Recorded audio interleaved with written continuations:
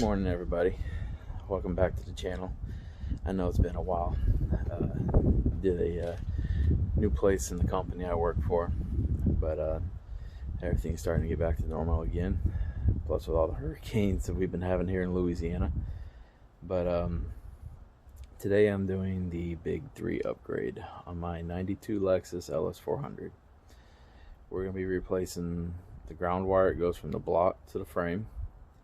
We're also going to be replacing the ground wire. We're not replacing, we're going to be adding to the ground wire that goes to the battery to the frame. We're also replacing the power wire. It goes from the back of the alternator, which I'm still trying to figure out. I should have it figured out here in a few minutes. If it goes to the fuse panel or the battery, and I'm pretty sure it goes to the battery. But we're replacing that. I'm doing 4-gauge wire. I'm going to show you what I got. I already been working on it. I'm going to show you the this is the factory wire. This is the ground wire that goes from my block to the frame. Now, this is the new wire that we will be replacing the old wire with. A lot more strands. This is a 4-gauge wire, subwoofer wire. It has more strands. It's a lot better current handling, and we're going to be replacing this with this, and also using this for the ground side of the battery. And then we're going to be using zero gauge wire for the power side of the alternator to the battery. This is something they call the Big 3 upgrade. It's supposed to help with current issues with the electrical system in the car. Hoping it helps with, like, when I'm coming to the idle, my car has a tendency to, like, AC and heater fan will slow down a little bit, and then when you give it the gas, you'll hear it speed back up, or like your dash lights dim when you come to an idle, and you give it the gas and they brighten back up. So we're going to see if it fixes that, and they claim it does. And it also helps with other stuff, like with the ECU and all that stuff, with electrical stuff. So I'm just going by what I researched, and we're going to get started, and y'all be following along with me as I go. So here we go. Alright, first wire done.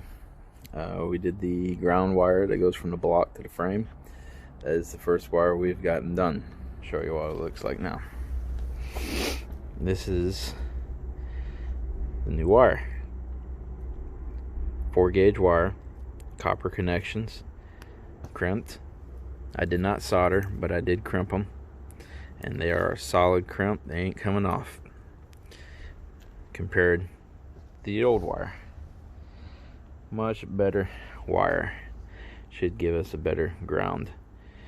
And we're gonna try to, well, not gonna try, we're gonna put it on the car and start on to the next one. I gotta find a good ground on the frame. Hopefully I can find an existing bolt hole, a bolt that's already on the frame that I can take out and run the other ground from the battery to the ground on that one. The fun one's going to be the zero gauge because it's a bigger wire. I got to route it the same direction as the original wiring. I am not removing or cutting the harness to make all this work. I am just adding to the existing wiring. And this is going to be the only one I'm replacing. So I'm going to install it, and we'll start on to the next one. Alright, this is the first wire done. See how it goes to the frame, and then you look up there, and it bolts to the block. Actually, that part of the motor mount, but that's where it goes. Yes, you don't have to tell me I got a bunch of oil leaks. That one there is probably just a previous valve cover leak I had.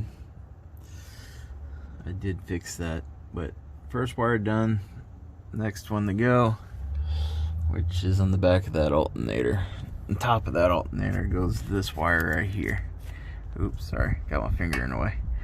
Goes to this wire right here, way up here.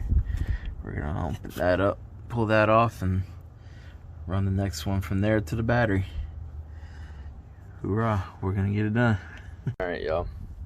back here. Finally got the power wire done. It runs from the back of the alternator underneath the motor all the way to the fuse box. It doesn't run to the battery. Got the wire made. I'm going to show you what it looks like right now. There you go. Got the connectors done. They're crimped, solid, electrical tape, keep the moisture out. And now we got to run it in here.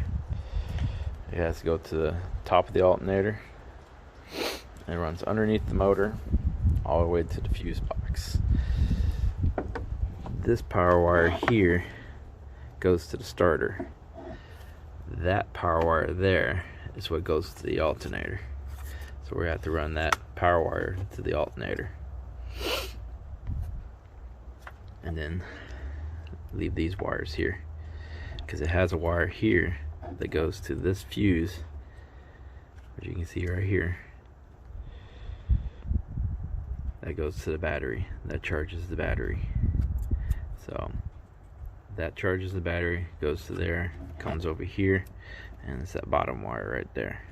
So we're not going to worry about that one, because it's all one piece right here. If I could replace it with the bigger wire, I would, but I'm not going to. Just trying to make the electrical system get better current from the alternator. So let me install it, and I'll show you all what it looks like when I'm done. Alright everyone, now I got the ground wire from the motor to the frame done. I got the one from the alternator and figured out it goes to the fuse box.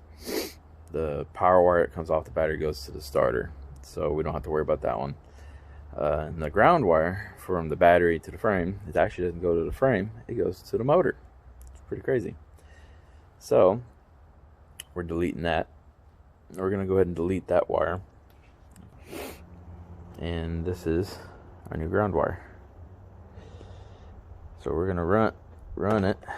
Right here's the original ground wire. I can't get rid of it, so I'm just going to tuck it away, keep it out of the way, and then we're going to run that wire alongside the battery right here and down that direction. I'm going to figure something out, but I'm most likely going to zip tie that wire right there. So, and the new ground wire run down there, and it goes up underneath to the motor, and we'll be done. When I get all this done and I done tested it, I will show y'all how it's ran, how it's done. You pretty much will have an idea if you're the guy that owns an LS400 or an SC400, anything with a 1UZ motor in it. You'll have an idea how to do this big 3 upgrade on these cars. And but let me get this wire ran, and when I'm done, we'll see how it works. And hopefully I did it right and the car starts up first hit and everything goes as smooth as possible. So we'll give me a few minutes. Alright everybody, we are done. I hadn't started the car yet, but we are going to start it. We got the ground wire ran, runs alongside through here. There's our power wire. Yes, I had to modify this or cut this to make it work. That runs down there, out of the way. I'm gonna get some zip ties here soon so this thing sits further away from the motor. And then up underneath, if I can climb down here, I did leave the factory ground wire there. I don't know how it's ran to the harness, if there's gonna be a ground wire spliced into it for like the fuse panel or something. So I did leave it there, but that new ground wire goes here. Right there is the 1 gauge. It routes the same way as the factory harness. I bent those things. I don't have no zip ties, so as soon as I get some zip ties, which will be today, but it's up, it's solid, it's not going anywhere. It follows the original piece behind the alternator, and then you can see the other ground wire over there. But it's all done. We are gonna give it a shot, give it a start, and see what she does, and see how it runs. Alright, we're in the car. Everything seems to be working. Bring the steering wheel down some. Turning on.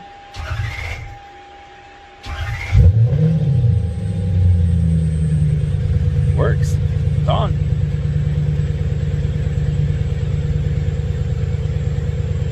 Everything works. It's great. Turn it up. Push that in. That's too close to me. Cool. Everything's in. And yes, that gauge right there does work, but and I do have it read in Celsius. It does not read Fahrenheit.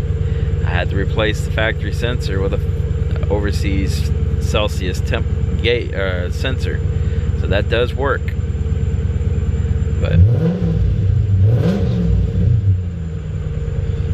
we're good.